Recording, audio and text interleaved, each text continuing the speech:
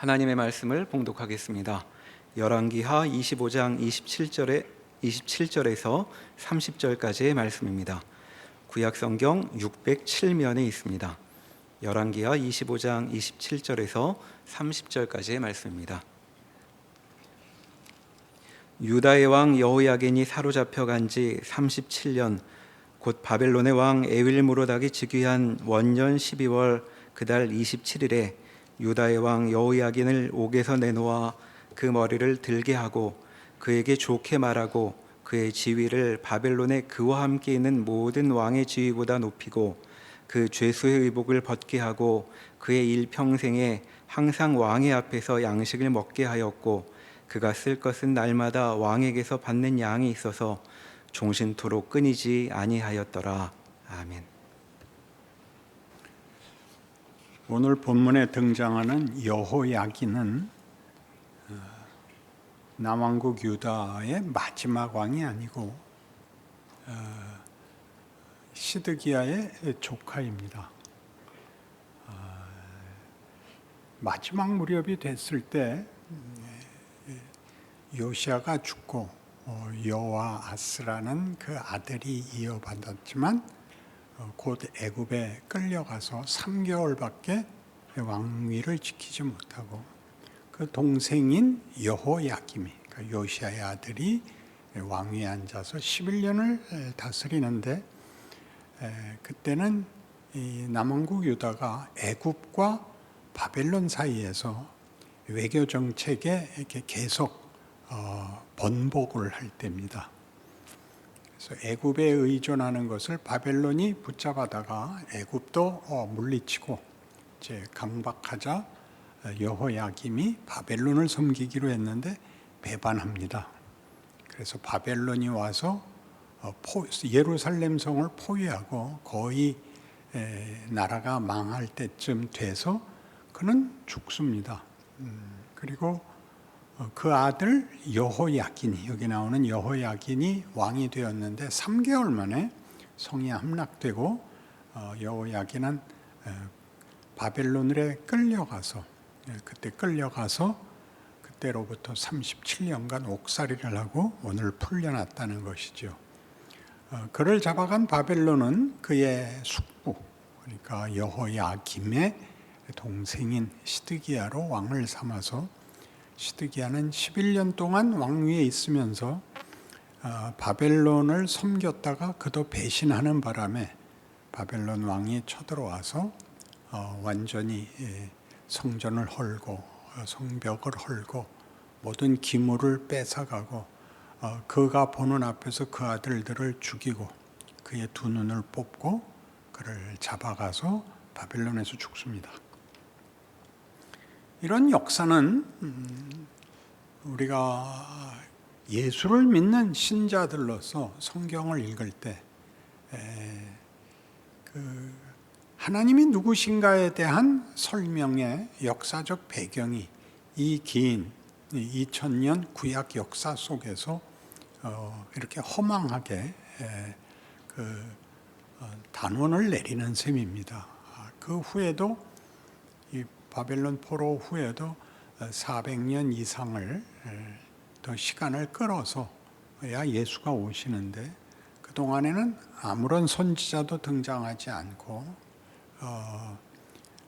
아시다시피 바벨론 이후에 페르시아, 그 이후에 그리스, 그 이후에 로마라는 제국 앞에 그저 약소국으로 피해 속에서 사는 나라가 됩니다. 오늘 우리가 여호야긴이 풀려났다라는 얘기를 듣는 것은 성경이 전체적으로 얘기해서 이스라엘을 작게 유다 왕의 그 왕권을 포기하지 않았다라고 증언하는 말로 있지만 당시의 그 유다인들이나 그 후에 우리 신약 시대를 사는 신자들로서 읽어내는 구약의 이 역사는 참으로 이상하기 짝이 없습니다. 그 이상하다는 것은 구약 내내 이스라엘 백성은 이 제국 앞에 피해자로 삽니다. 처음에 시작부터 애굽에 노예로 400년을 살았고, 그 다음에 가나안 땅에 들어와서는 주변국들의 침공과 약탈 속에 늘 허우적거리고, 그 후에는 북왕국과 남왕국으로 나뉘었을 때는 북왕국 북쪽에 있는 아람이라는 나라에 늘 시달리고 어려운 전쟁을 겪고 살고, 그리고 그 후에는 아수르가 나타나서 아람과 북왕국이 멸망하는 지경까지 되고, 그 후에는 바벨론인 것입니다. 이 모든 역사적 사실을 볼 때 이스라엘 백성들이 겪었을 그 역사에 대한 혼란을 우리가 이해해 줘야 됩니다. 그들은 민족적 정체성이 선민이며 하나님의 약속 속에 있는 신분입니다. 하나님께서 친히 나는 너희의 하나님이 되고 너희는 내 백성이 될 것이다를 애굽에서 구출한 직후 시내산에서 명백하게 약속하셨습니다. 그러나 그 후의 역사들은 갈피를 잡을 수 없게 되어서 이스라엘은 우리가 읽을 때는 성경이 들이대는 심판의 잣대인 율법을 지키지 않았다. 하나님만 섬기지 않았다. 그래서 너희는 벌을 받아야 된다라고 얘기하지만, 우리가 쉽게 얘기하는 왜 하나님을 섬기지 않고 우상을 섬겼을까에 대해서는 깊이 생각해 보아야 되는 부분인데도 늘 생략되곤 합니다. 그들은 왜 우상을 섬겼을까요? 하나님은 기대하는 답을 주시지 않았기 때문입니다. 하나님은 이스라엘 백성이 원하는 걸 주시지 않습니다. 그래서 그들은 원하는 걸 주리라고 기대되는 우상들을 선택할 수밖에 없었습니다. 그러니까 아람이 섬기던 신도 따라가고, 아수르가 섬기는 신도 따라가고, 바벨론이 믿던 신들에 대해서도 그들은 어떤 기대를 가지는 긴 역사를 진행합니다. 도대체 하나님은 왜 답을 안 했을까요? 이게 문제죠. 그러니까 또 하나 더 가서 무엇을 답하지 않았을까요? 무엇을 원했을까요? 인류가 역사 내내 원했던 것은 정의와 평화입니다. 하나님은 분명히 정의와 평화에 대해서 책임자여야 합니다. 그런데 역사의 증언에 의하면 정의와 평화는 시행된 적이 없다. 이것이 역사입니다. 제국주의라는 것은 크게 따져서 한 나라의 차원에서도 한 나라가 힘을 갖고 부를 가지면 주변국들을 약탈해서 그 부와 그 지위를, 다시 말해서 권력을 유지했다 하는 것이 역사적 진술입니다. 고대 사회만의 문제가 아니고 우리는 중세에도 근대에도 심지어 오늘날까지도 제국주의의 판도 속에 있습니다. 지금은 부라는 것으로, 경제력이라는 것으로 어디에 잡혀 있을 수밖에 없는, 더 크고 강한 나라에 붙어 있어야 되는 선택과 또 어쩔 수 없는 손해를 감수해야 되는 것이지요. 이런 모든 일들은 이스라엘에게 있어서 하나님이 계시다면 마땅히 우리 민족에게, 우리 나라에 권력을, 힘을 주셔서 주변 나라들에게 과시하도록, 나눌 수 있도록 하셔야 맞지 않는가라고 기대를 했으나, 하나님은 이상하게도 주변 국가에 더 큰 나라를 세우시고 이스라엘로 약탈과 착취의 희생자가 되게 하십니다. 이것은 오늘날까지도 역사 내내 반복되는 하나님의 일하심, 그렇게 부르기 싫다면 역사의 진실입니다. 예수를 믿음에도 불구하고 하나님은 우리 기도에 응답해 주시지 않습니다. 응답한 적은 있는데 그때 한번 반짝하고 이어지는 부분까지는 안 해주셔서 여러분이 잘 알다시피 스스로도 경험했다시피 예수 믿는 사람들의 최고의 공통점은 체념입니다. 더 이상 바라지 않습니다. 도망갈 수가 없어서 예수를 믿는 그런 것이 공통된, 그래서 더 이상 물어보지 않는, 말하자면 신앙생활이 행복하세요? 그런 질문은 아무도 해서는 안 되는 것입니다. 답이 없기 때문에. 어떻게 교회 나오셨어요? 또 묻지 않습니다. 왜요? 다른 데 갈 배짱은 없기 때문에. 묶여서 빨리 죽어 천국에서 눈을 뜨면 좋겠는데 이상하게 데려가 달라는 기도에도 응답하지 않습니다. 이재철 집사님은 땀이 나면 이마를 긁습니다. 우리의 진실이고 현실인데 이 문제에 대해서 성경이 뭐라고 말하는지를 우리는 거의 설명을 듣지 못한 것 같습니다. 이스라엘 백성들에게 있어서 하나님이 어떤 분인가 하는 것은 그들의 역사 속에 하나님이 개입하셔서 한 번씩 주신 큰 하나님에 대한 설명, 하나님의 약속들이 있습니다.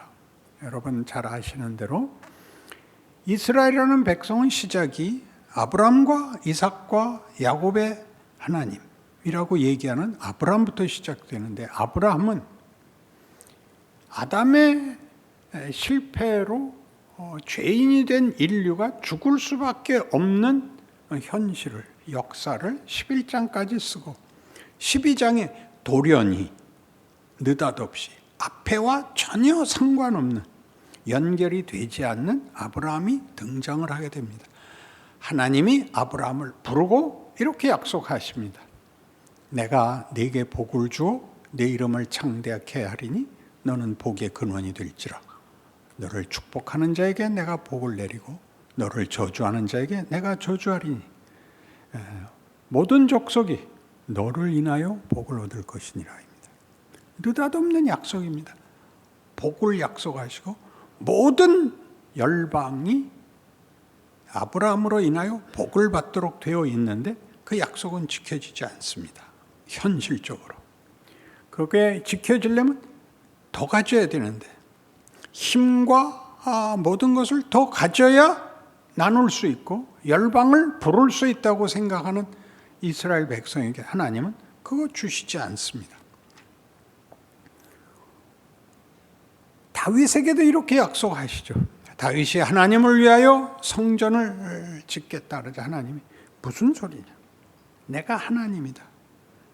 내가 무엇이 부족해서 네가 나를 위해서 할 일이 있다고 말을 하느냐? 너나 잘해라 도 아닙니다. 더 가서 내가 너의 모든 것을 준다. 너의 필요, 너의 운명을 내가 약속한다. 그게 다윗에게 하신 은혜의 약속이었습니다.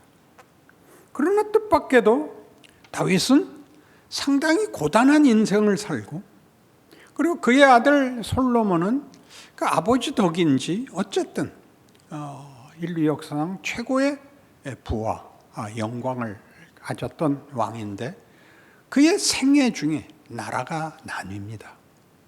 정치적으로는 그의 아들 때 나뉘지만 이미 솔로몬 치하 때 여로보암이 하나님의 명령으로 북왕국을 세울 10지파를 오히려 손에 걸머쥐고 남왕국과 결별을 하여 이스라엘은 남북 왕조로 나뉘는데 더 많은 지파가 북왕국으로 갔기 때문에 이스라엘이라는 국호를 북왕국이 쓰고 남왕국은 기껏 유다 지파와 베냐민 반 지파뿐이었기 때문에 유다라는 이름을 가지게 됩니다. 근데 놀랍게도 이런 상황 속에서 우상을 섬기고 하나님을 외면하는 백성들을 위하여 하나님이 엘리야를 세웠는데 엘리야가 갈멜산에서 백성들을 모아놓고 하나님과 우상 사이에서 선택을 해라. 누가 진짜인지 판정을 받자.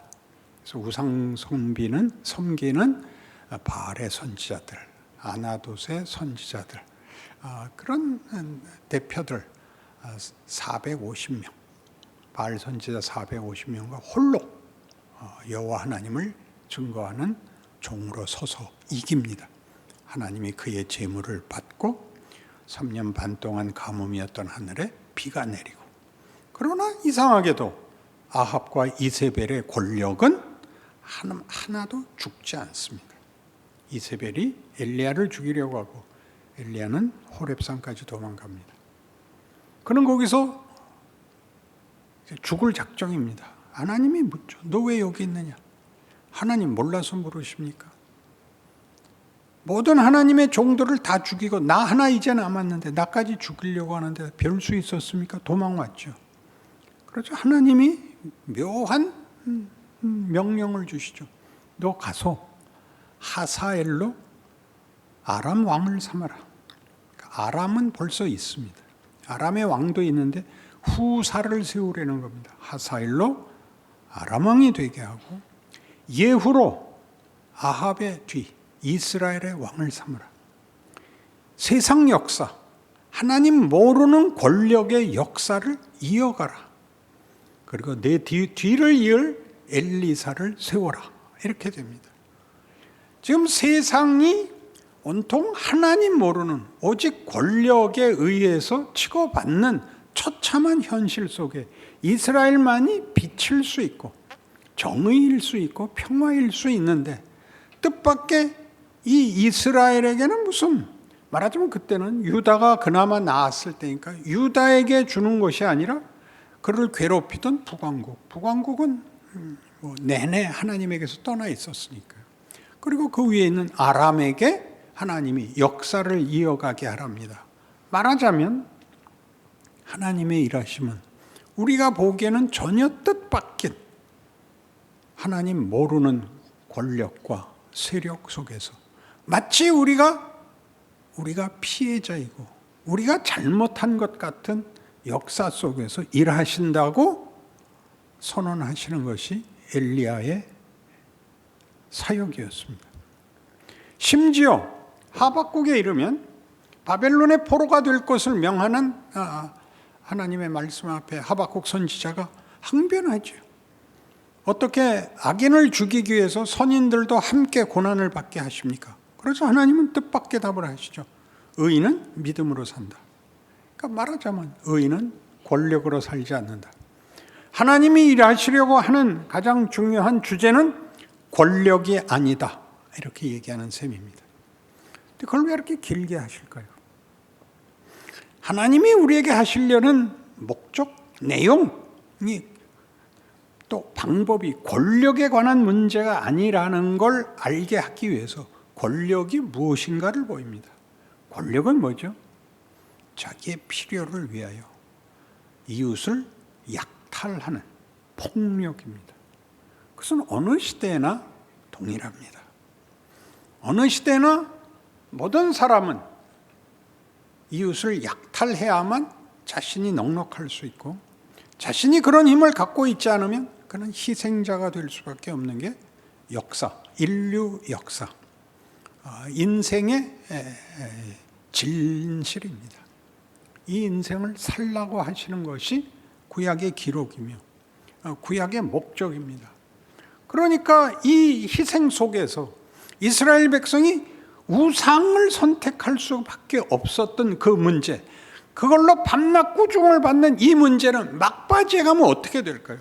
너희 망해라 이렇게 되자 이스라엘은 하나님, 우리를 망하게 할 수 있다면 흥하게도 하실 수 있었을 텐데 왜 거기에는 대답을 안 하시고 이제 와서 망하라 그러십니까? 우리에게 선택의 여지가 없지 않았습니까? 이렇게 됩니다. 여기까지 몰려가면 도대체 하나님의 백성들은 어떤 반응을 해야 되는가요? 우리는 신약 시대를 사니까 쉽게 회개해야지. 안 된다니까요. 신약 시대를 살아도 예수가 오셨는데도 불구하고 우리 인생은 신앙만으로 살 수 없습니다. 그렇게 놔두지 않습니다. 우리는 최소한으로라도 타협하고 사는 수밖에 없지, 무슨 보란듯이 정도를 걸을 재주가 없습니다. 거기 그 자리에 성경에 이런 증언이 있습니다. 이사야 63장입니다.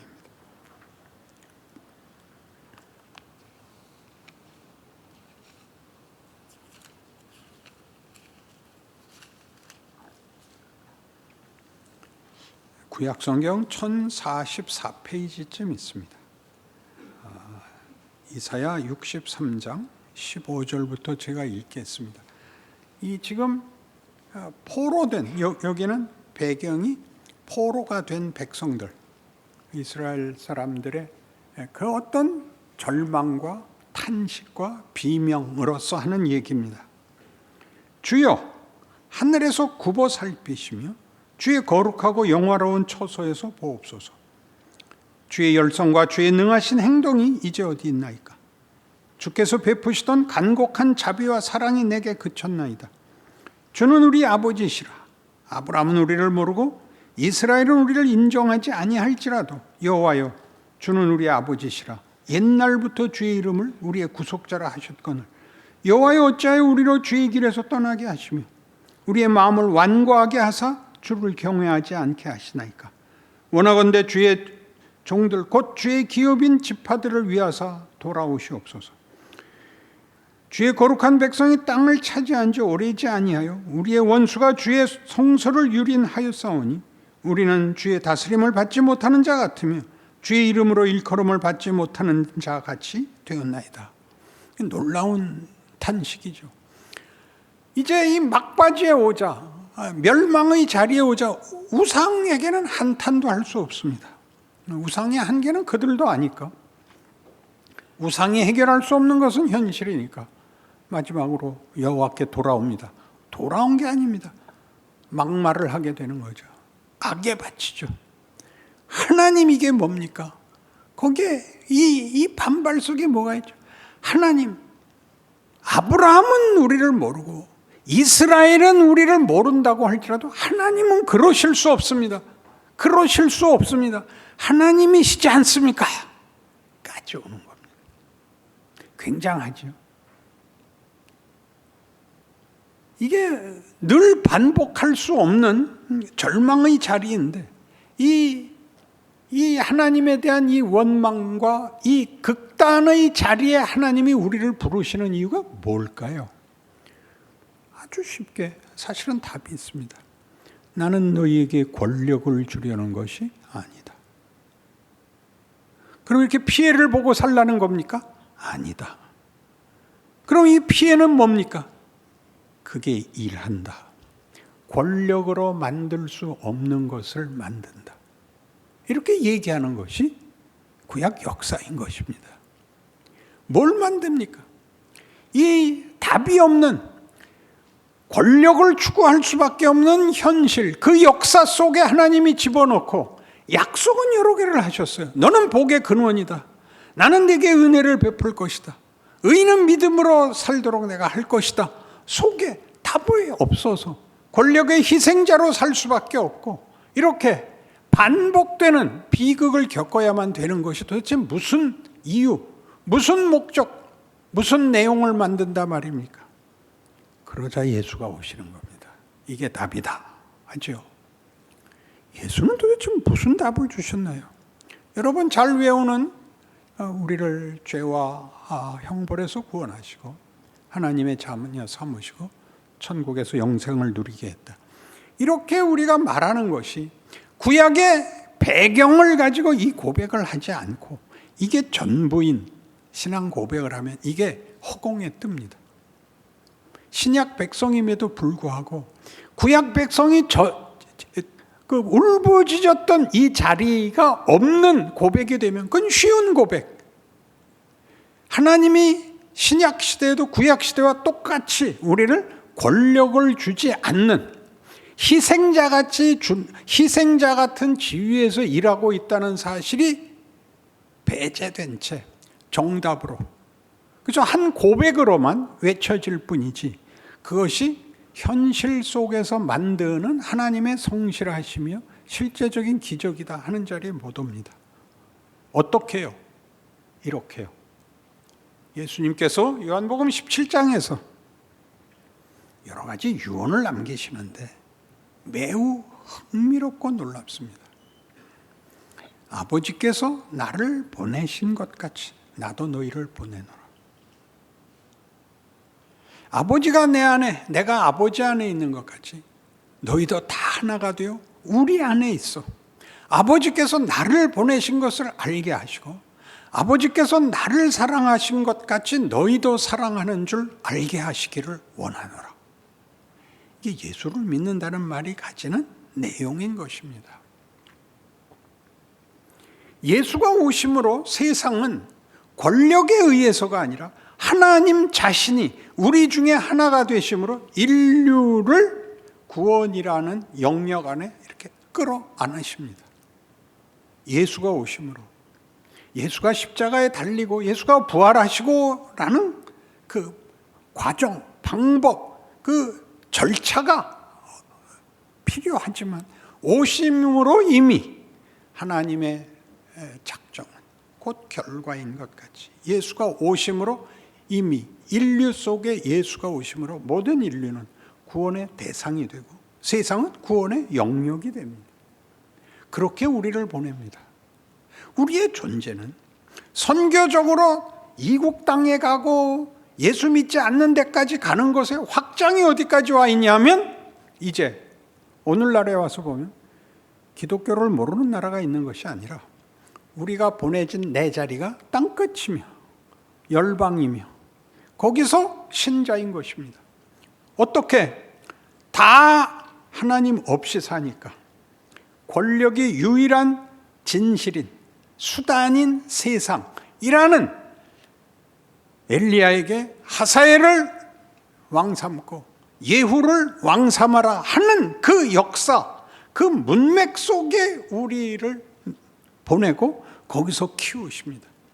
예수를 인간으로 보내어 십자가로 죽음을 뒤집듯이 사망을 뒤집듯이 인류의 운명을 뒤집듯이 우리는 그렇게 보냄을 받은 예수가 보냄을 받은 것 같이 그렇게 예수의 보냄을 받아 아버지께서 나를 보내신 것 같이 방법론을 넘어서 존재론이 우리는 말하자면 메시아의 연장인 것입니다. 우리라는 존재가 얼마나 귀한 존재인지를 알아야죠. 예수께서 그 모든 고난 속에서도 거듭 확인하는 게 뭡니까? 아버지께서 기뻐하시는 일을 내가 함으로 아버지께서 나와 늘 함께 하시는 일. 아버지여, 제가 영광 받을 때가 됐습니다. 아버지 영광을 받으시옵소서. 이런 예수의 존재론, 예수의 정체가 우리에게 주어진 데가 신약인 것입니다. 이 신약 시대에 들어와서도 여전히 그 문맥은, 그 정황은, 그 조건은 권력이 전부다 그러는 데에 이 진리, 사랑, 하나님을 아는 지식, 순종이라는 것이 들어오므로 도대체 뭐가 큰 문제냐? 우리의 소원을 이루는 것이 아니고 하나님의 목적을 이루신다를 알아라 그러죠. 하나님의 목적은 우리의 소원과 비교할 수 없는 것입니다. 우리의 소원은 결국 힘입니다. 우리의 소원은 힘이죠. 우리의 최고의 가치, 최고의 소원은 남한테 안 꿀리고 사는 것입니다. 병한테 안 꿀리고 비극에 안 꿀리고 그리고 다른 사람들에게 안 꿀리고보다 좀 멋있는 말을 만들어요. 하나님은 그렇게 생각하지 않습니다. 예수는 오셔서 마치 아무 힘도 없는 것 같이 세상 죄를 지고 가는 하나님의 어린 양이고 그는 빌라도 앞에 꼼짝 못한 죄인이고 채찍을 맞고 조롱을 당하고 죽어나가는 너무나 형편없는 유다가 배반할 수밖에 없는, 유다는 나쁜 놈 그렇게 얘기할 수 없습니다. 배반할 수밖에 없는, 우리 모두가 예수를 믿지만 그렇게 안 사는 우리가 유다죠. 유다라는 이름은 뜻밖에도 남왕국의 국호고 얼마나 놀랍습니까? 이사야 53장에 가면 예수 그리스도의 오심에 대한 예언이 그 모습이 묘사됩니다. 우리의 전한 것을 누가 믿었느냐? 그는 자라나기를 마른 땅에서 나온 줄기 같아서 고운 모양도 없고 풍채도 없은 줄 우리의 보기에 흠모할 만한 것이 아무것도 없도다. 얼마나 놀랍습니까? 근데 우리는 안 믿는 거죠. 뭐에 가려서? 권력에 가려서, 인간의 욕심, 인간의 소원에 가려서 우리가 만들려는 그 승리, 그 성공이 얼마나 값싼 것인지, 하나님이 우리에게 만들려고 하는 것과 어떻게 동떨어져 있는 것인지, 왜 우상으로 갔는지, 왜 우상을 섬겨 바보같이 하나님이 우상이 됐으니까 하나님께 우리가 원하는 것은 냉내 편안히 답니다.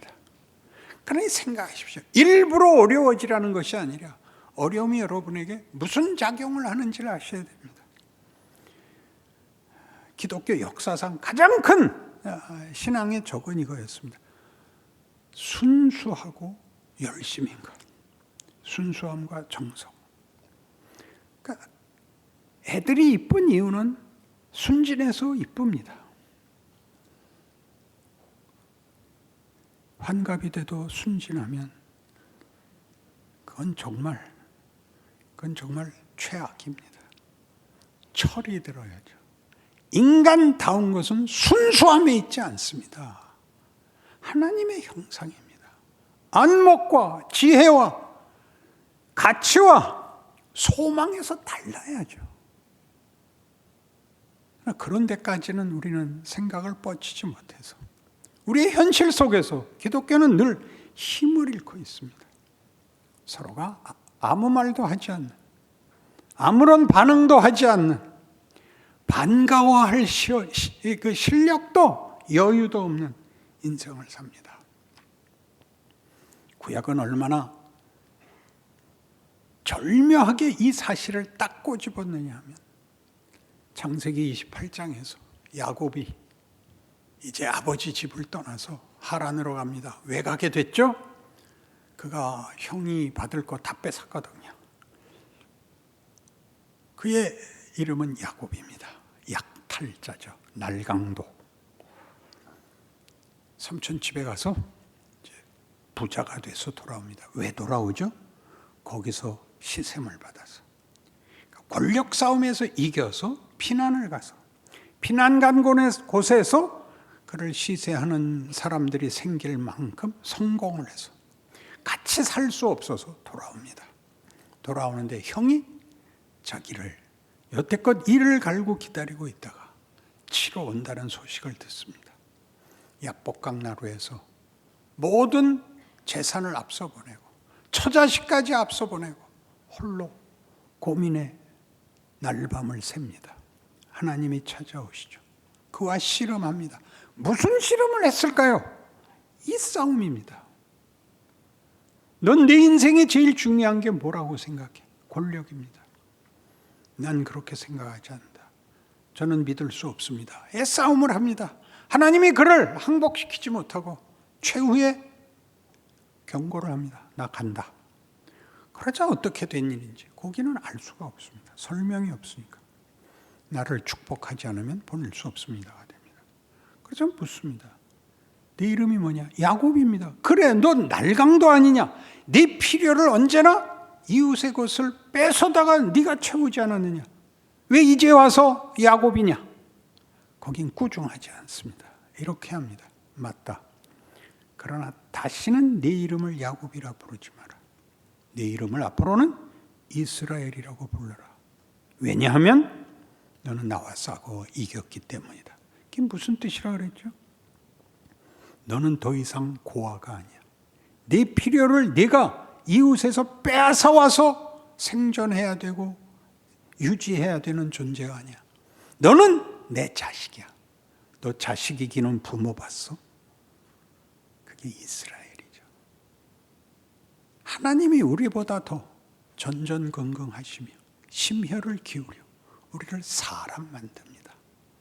근데 우리는 이 하나님의 일하심에 대하여 아무런 감소도 아무런 감격도 없이 그저 이 갈등 속에서 체념하고 그게 전부인 인생을 삽니다.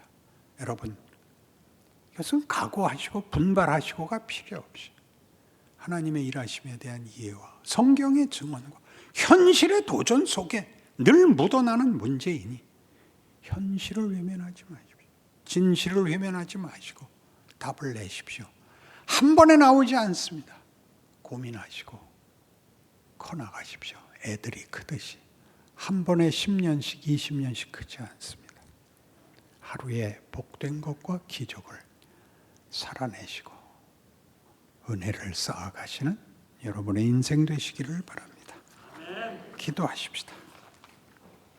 하나님 아버지, 우리의 인생은 짧고도 긴데 그 속에 말할 수 없는 갈등과 그리고 우리의 고민이 있습니다.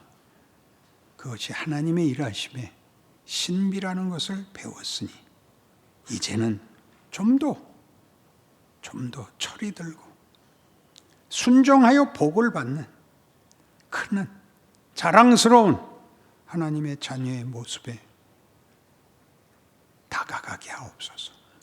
속히 이 일이 우리에게 이루어져 어찌해서든지 우리 인생에 하나님의 자녀라는 이름의 복과 명예와 영광을 누리는 시간도 가질 수 있게 하여 주옵소서. 예수님 이름으로 기도합니다.